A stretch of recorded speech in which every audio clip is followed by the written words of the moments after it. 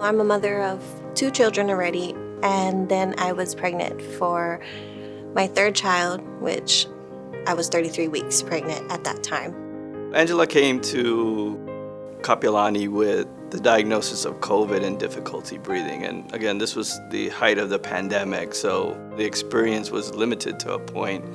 But we were seeing 20-year-olds pass away from COVID.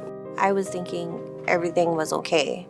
Nothing serious was actually really wrong at that time. I received a phone call on the 31st, which was a Saturday morning, that they were going to do an emergency C-section, that the baby wasn't getting enough oxygen. It was nerve-wracking because for that brief few seconds, the baby comes out and everybody's on pins and needles until you hear the cry, and then everybody's like, okay, the baby's doing okay. Immediately after the delivery, she was transferred to Straub Medical Center, which is the Hawaii Pacific Health Center of Excellence for Respiratory Care. Angela's COVID was, one of the worst forms of COVID. And, once she kind of was in the highest category of lung failure, her condition was very grave.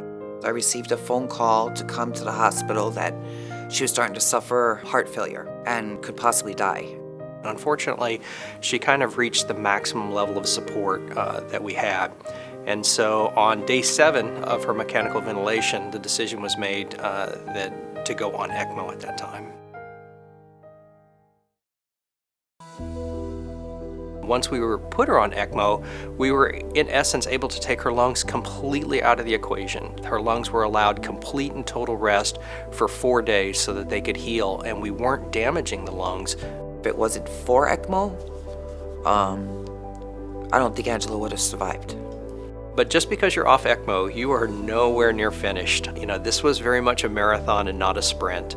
And so she persisted in respiratory failure. She required mechanical ventilations. We had to perform a tracheostomy, which is, a breathing tube in the throat. Waking up, it was very strange, not knowing what happened. Going into the hospital, it was July 27th. When I woke up, it was mid-September. In Angela's ICU room, there was the baby's pictures hanging, and then the pictures of Damien and Darcy. That's when the emotions started to kick in, and it was like, I missed the birth, I missed birthdays. I think for those reasons, I wasn't going to give up. They weren't going to give up. And we would tell Angela every day, you can't give up. Your baby's waiting for you. The hardest part for me was physical-wise, getting my body to move again. I would come in every morning and she'd give me a thumbs up, and of course she wanted her legs to be massaged. I was like, oh, Angela's coming back to us.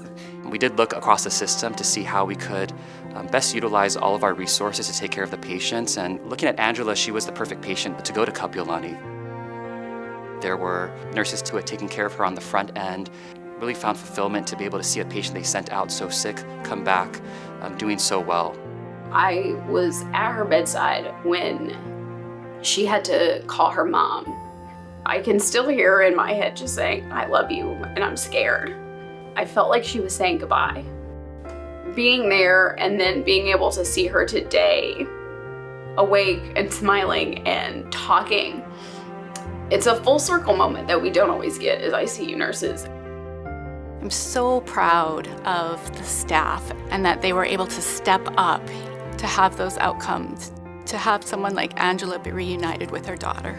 Angela is a personal success story, but it's also a success story for the organization. It took doctors, nurses, respiratory therapists, physical therapists, dietitians, pharmacists across multiple campuses, and it just shows what we can accomplish when we're all working together for the same goal.